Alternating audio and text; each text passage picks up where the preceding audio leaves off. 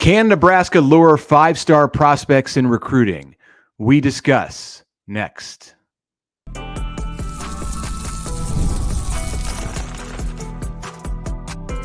You are Locked On Nebraska, your daily Nebraska Cornhuskers podcast, part of the Locked On Podcast Network, your team every day.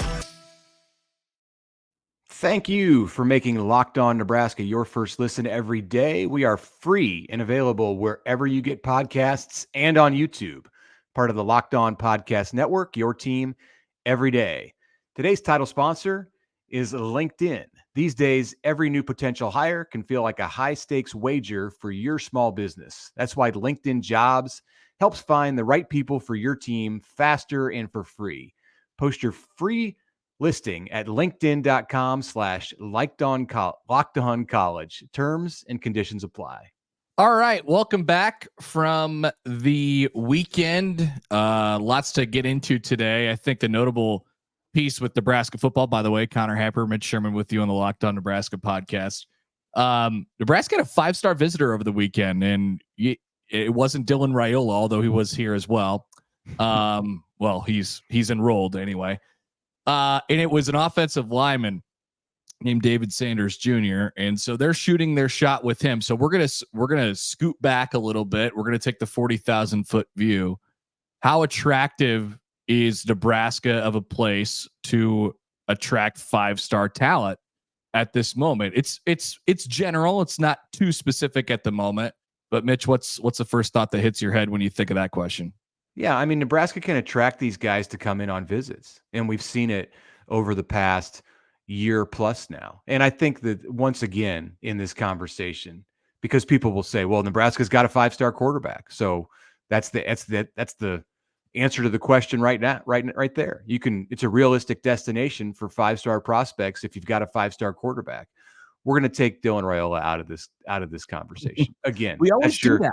Your daily disclaimer on the Locked On Nebraska podcast. We're not talking about Dylan Raiola, whose father's name and jersey number hangs as adorned on the stadium, whose uncle coaches the offensive line. You know the story. So we're talking about other situations. So Nebraska has David Sanders Jr., the 5-star offensive lineman from Charlotte, North Carolina, in this past weekend. In the last year, we've seen Ryan Wingo, Gatlin Bear, wide receivers from Missouri and Idaho, respectively. We've seen the California offensive lineman, Brandon Baker. We saw the kid out of Kansas City, Williams Nwaneri, defensive lineman, all visit Nebraska. I think, and I will, my stance on this right now, Connor, as Nebraska racks up 7 consecutive losing seasons, is that it's one thing for these players to visit. I think they like coming to see Nebraska.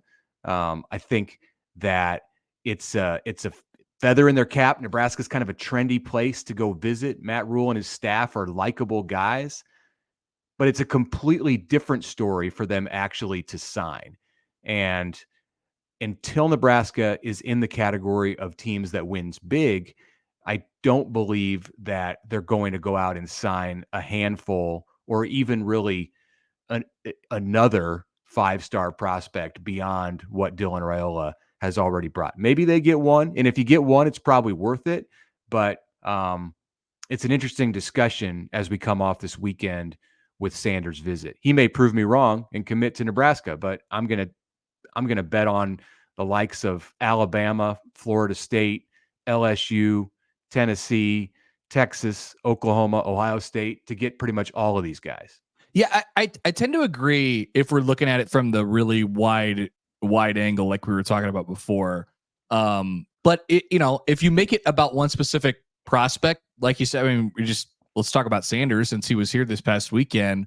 That's a guy who doesn't just think about football when he thinks about his recruiting process and by all accounts is super family oriented and all that stuff. Nebraska had him in on Mother's Day. So I think they had the opportunity to kind of shoot their best shot. With that being said, I try to put myself in a kid's shoes if I could possibly, get even close to doing that.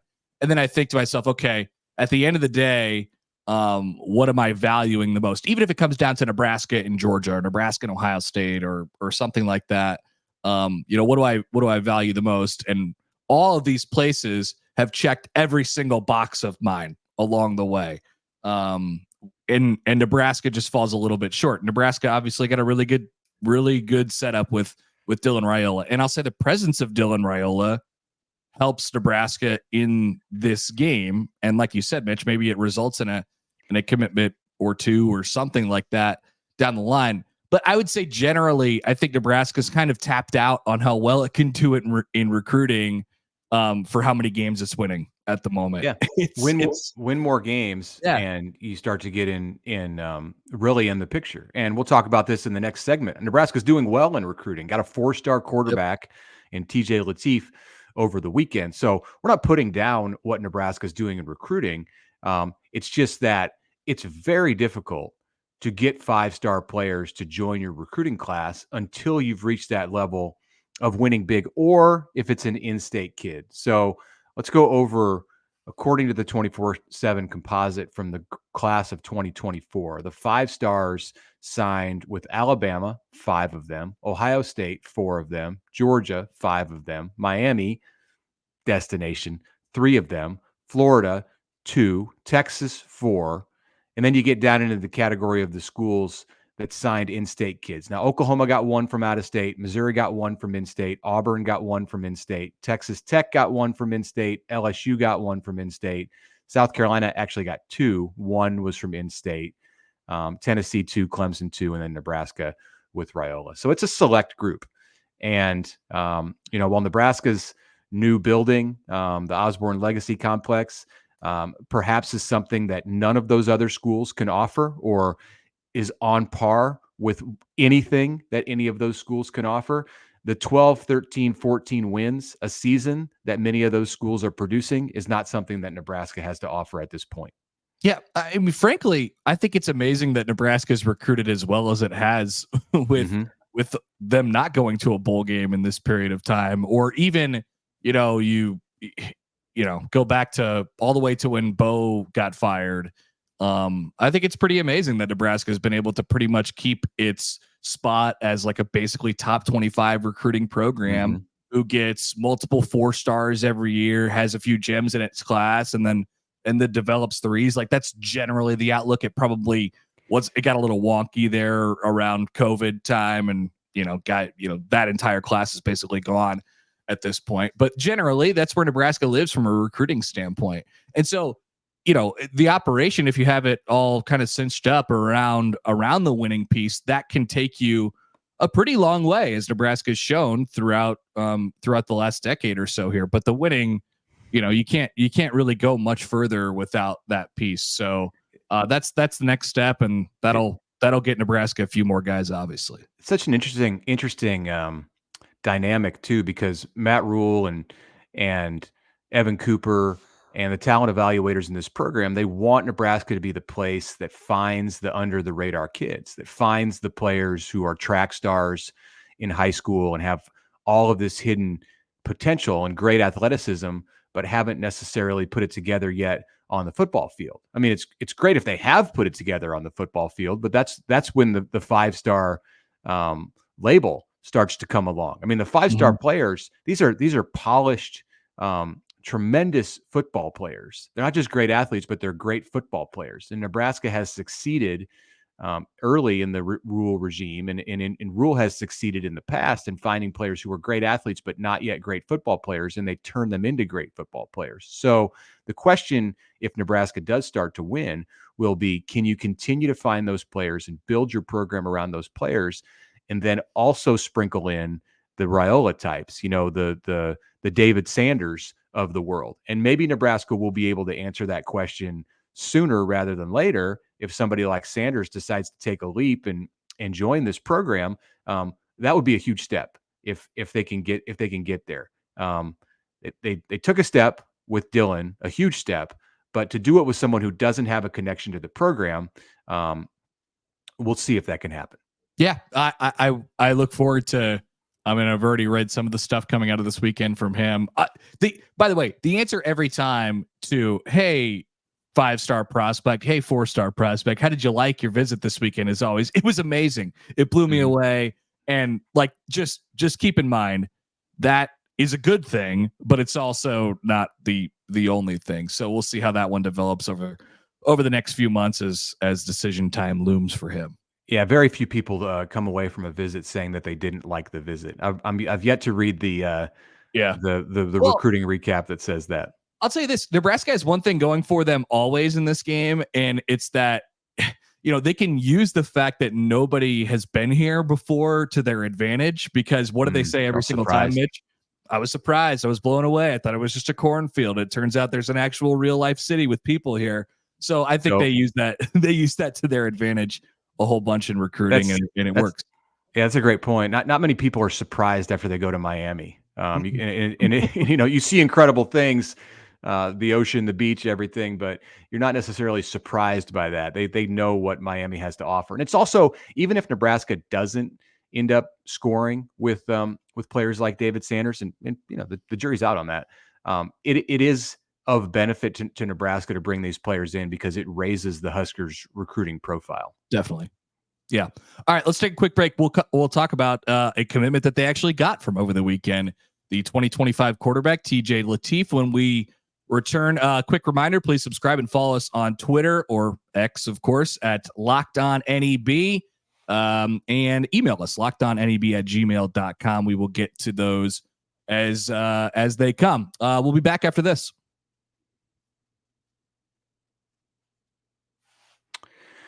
All right, please support all of our sponsors, including LinkedIn. When you're hiring for your small business, you want to find quality professionals that are right for the role. That's why you have to check LinkedIn Jobs. It has the tools to help you find the right professionals for your team fast and for free. LinkedIn isn't just a job board. It helps you hire professionals that you cannot find anywhere else, even those professionals who are not actively searching for a new job. In a given month, more than 70% of LinkedIn users don't visit other leading job sites. So if you're not looking on LinkedIn, you are looking in the wrong place.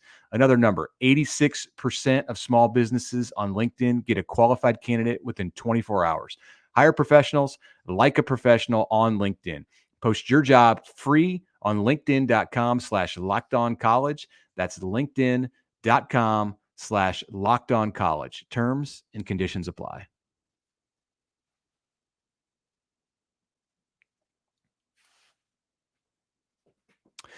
Okay, back for segment 2 on this Monday at Locked On Nebraska. Connor, did you have a good weekend? Yeah, it was good. I was spent another good chunk of my time out at Warner Park, working on the side with the Omaha Storm Chasers. They honored Jack McKeon over the weekend. That's right, 93-year-old Jack McKeon made the trip. He lives in Greensboro, North Carolina, and he traveled up, and he had great things to say. He was the Omaha manager in the early 70s. Yeah. And Omaha Royals manager at you're talking the early years of Rosenblatt almost. It was the first year of the Omaha, the first couple of years of the Omaha franchise, and so they brought him back, and he was fantastic. Got to have a couple conversations with him, and a fun weekend at the yard. Did he go on to manage the Padres? Am I remembering that correctly? Maybe briefly. Mostly known for his run as the Marlins manager when they won the World Series in 2003. Okay. I think maybe the Padres were a part of that thing, but he bounced around a little bit. Definitely, but yeah, he was part of the Bartman play. He was the manager for the Marlins in 2003, yes. And then they went on to beat the Yankees, and yeah. So that guy's full of baseball history. I was around baseball all weekend too, so coaching and watching Nebraska baseball. I wasn't coaching Nebraska baseball. I was coaching 13-year-old baseball and watching Nebraska baseball on Friday night at Haymarket Park. That's a topic for our third segment. Yeah, we'll get there in the show today. But that was an interesting experience to be out at Haymarket on Friday. I want to continue our discussion about recruiting. On Sunday, Nebraska landed a commitment from TJ Lateef, quarterback out of Orange Lutheran in Orange, California. That's Orange County, in case you didn't get the hint.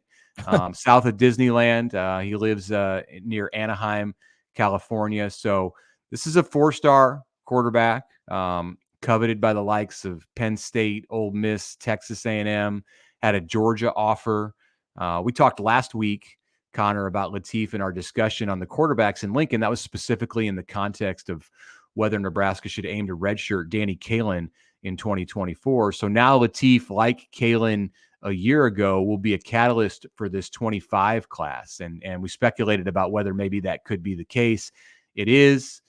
Glenn Thomas, Marcus Satterfield locked down this commit even a couple of weeks earlier than when Danny Kaelin came on board last year, and that spurred about a dozen commitments over the month that followed Kaelin. So Nebraska's at 8 right now, and this is the biggest name, most important name, I would say, on a national level in this group so far. Yeah, they usually start coming in after the quarterback, and that guy can kind of peer recruit a little bit. I wonder how that'll go with this, but I think, I look at this from a timeline perspective with Lateef, and, Nebraska, you can always tell who school's top quarterback prospects are because they really can only recruit kind of one at a time, right?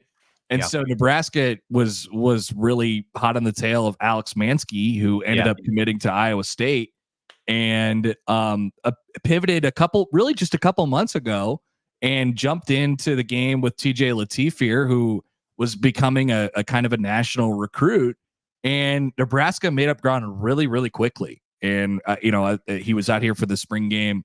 And so I think there's something kind of notable in there, how Nebraska kind of showed up and said, hey, look, we're going to prioritize you. You were the top guy on our board, and was able to make that much headway that quickly with a national recruiting prospect. Like, that's a good thing for them. Yeah, he didn't have Nebraska in his top 6 2 months ago. And here he is committed on before May 15th. So it shows you I think the sway and just the ability to recruit that these offensive coaches for Nebraska have. We talk a lot about the defensive guys and Tony White and that staff and how well they've done in transitioning to Nebraska. The offensive coaches are making up ground, and they're doing it on the field and on the recruiting trail. So that's a big win and an important one. So important to get a quarterback early in the process. If you go through the summer and into a season without a quarterback in your class, even when you have a true freshman like Dylan Raiola and Danny Kaelin, a pair of true freshmen, there's still always the feel that something's missing in the class. And it's just the way it is now in recruiting. So you have that anchor piece now. Lateef is he's an athletic guy at 6'1".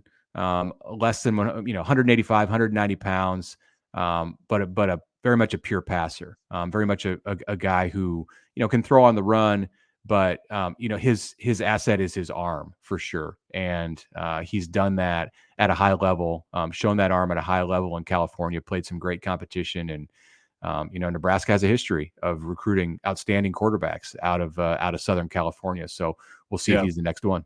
I want to bounce this off you, Mitch. So the elephant in the room here is that, what does this mean? Because Nebraska has got Dylan Raiola in a class above him, and, how much separation can you really create between the two? Obviously, for Nebraska, you want to recruit the best quarterback you can every single year unapologetically. So not looking at it from their side, but from the recruit side, when you think about where you're going to start your career, and also having the safety net of being in the transfer, how much are you thinking about if you're in TJ Lateef's shoes about what life is going to look like 3 years from now, given that you have absolutely no idea how it's like you start at a place, you see how it goes, and if if there's no path to you getting on the field after a year or 2 years, then you can, pack up and go if you want to too. I'm not saying that that's going to happen, but you always have that in your back pocket, especially if you're a highly rated quarterback recruit. I think the comfort about being recruited by Nebraska right now as a quarterback in high school is that more so than most schools, I think what the quarterback picture is going to look like, or at least you think. We don't know, but you never know. You have an idea. You think what the quarterback picture is going to look like over the next couple of years in Lincoln. If you're looking at any of these other schools, and it could be the same at Nebraska because things always change. But let's say any of his other finalists or schools that he likes, if they don't have the lineup right now of potential quarterbacks and who the successor might be, then there's a high likelihood they're going to be going to the portal. Yep. And just because you have a standout freshman doesn't mean that the opportunity for playing time is any less than it might be. In fact, it could be greater at Nebraska because you at least know what it looks like. If you look at, I don't know, just let's say Texas A&M. It's on his list.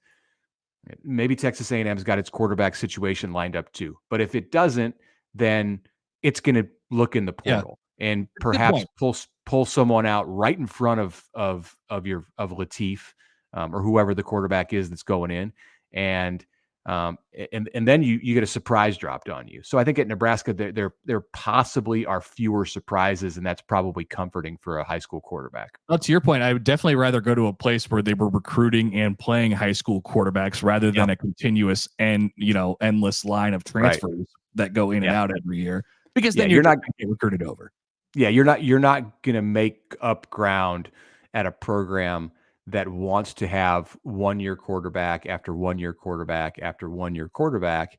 And that has been a trend at very successful programs, at places that go to the college football playoff. And there will be more of those, of course, in the college football playoff, and more incentive to go get the 1 year quarterback with the way the college football playoff works as a 12-team event here starting in 2024. So I think Nebraska's committed to recruiting high school quarterbacks, playing high school quarterbacks, developing high school quarterbacks. Whether that plan sticks year after year after year is anyone's guess, but at least that's their plan, and that's got to be appealing if you're a guy like Lateef. TJ Lateef, there you go, in the 2025 class for Nebraska. We'll be back. We'll talk about Nebraska baseball's big weekend where they take 2 out of 3 from Indiana when we return.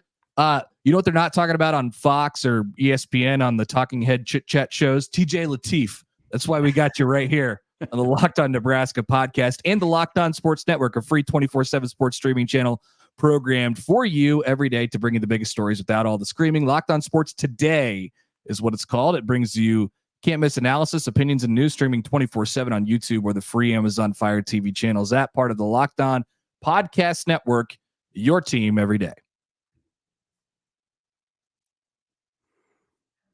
All right, playoff time in the NBA. My Nuggets have tied it up 2-2. I thought they were dead, but they are right back into the series, and you can bet on it if you have an idea of which way it's going on the FanDuel Sportsbook. Also in the NHL, if you're a fan as well. Also, baseball home runs are being hit every single day, and you could bet on players to hit home runs. That's what the FanDuel Sportsbook. And there's an incentive for you all new customers, $150 in bonus bets guaranteed, $150 win or lose. Bet on everything. Like I said, home runs, Bobby Witt Jr. I always mentioned to get 2 hits, to get 3 hits, something like that. Pick your favorite baseball team and go from there. Or if you have an idea on who's going to win the NBA Finals, you could throw a bet down on that. You could do it on an app that's safe, secure, and easy to use. So what are you waiting for? Head to FanDuel.com/locked-on and make your first bet an automatic win. That is with FanDuel, America's #1 sportsbook.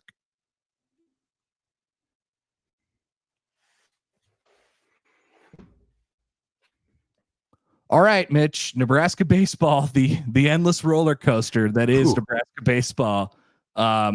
They were I buried them on Friday night, Connor. They were dead to me. You tried to bury them. You poured some dirt on them. I buried them after South Dakota State. Yeah, and then we just hammered the shovel down on Friday night because that was not pretty.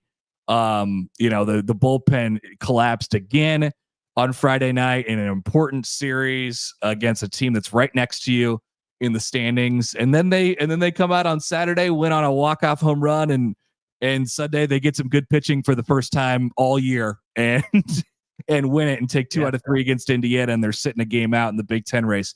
I don't know if we're going to be able to figure this team out. We're just going to have to close our eyes and wait for what's next. Hey, it was Jackson Brockett on the mound on Sunday. Imagine that, the guy who threw the no-hitter went out and pitched well on a Sunday in the conference. And then they got 4 innings of relief from Drew Christo. I was getting angry texts from some friends in the Elkhorn area in the middle of that game. Like, what happened with Drew Christo? Did they just forget that he's on the roster? And then like an inning later, he was in the game. Yeah. And, the thing with Drew Christo is that he was a great pitcher in high school, and people around the Metro saw him in high school, and he threw 95 miles an hour. And there's not a lot of high school hitters who can hit a 95 mile an hour fastball, but there are a lot of college hitters who can hit a 95 mile an hour fastball if that's really all you've got. And so he's had to develop some other pitches, and it's been very much an up and down process. More up this year than the down that we saw in his first couple of years on campus, but he's starting to figure some things out. And if Nebraska can get that kind of pitching in the third game, like in a regional, if you can go into the game 3 Yes. and you've got Drew Christo to come out of the bullpen or start and give you 4 or 5 innings and pitch like he did yesterday, then all of a sudden, hey, this Nebraska team that has frustrated people to no end over the last couple of months could be a dangerous team in June. Yeah. Just think about it. You get to a regional, and wherever you go, you're not going to be you're not going to host, obviously. So you're going to be playing one of the top 16 teams in the country, probably a little bit deeper pitching than you. And you have to beat that team with maybe some other roadblocks in between 2 out of 3 times to get out of the weekend. Mm-hmm. You're going to have 3 shots at them, and you got to be able to beat them twice. So you got to be able to win a weekend series. So that's what college baseball does. It simulates the kind of regional round with some other teams involved there. And Nebraska just hasn't got any pitching on Sunday all year. They haven't figured it out. It's been an endless, rotating, revolving door of options on what they can do on Sundays, but no answers yet. Maybe they got one. And maybe the guy who threw the no-hitter is the guy who can get Nebraska that extra piece of depth that they need. But really, when you get to this portion of the year and, they're a game out of the Big Ten race right now, they have a tiebreaker, which is good. So 2 out of 3 or a sweep can put them in an okay spot to win a title this weekend. But you get into this and you get into the Big Ten tournament and then the regional, you're just piecing everything together. So it's really just find a way time. And so you don't know where it's going to go for Nebraska baseball, but the ride has been a wild one, Mitch. Friday night. So a little behind the scenes with me. So I took my kids to the game, and we sat on the berm. My son almost caught a home run ball.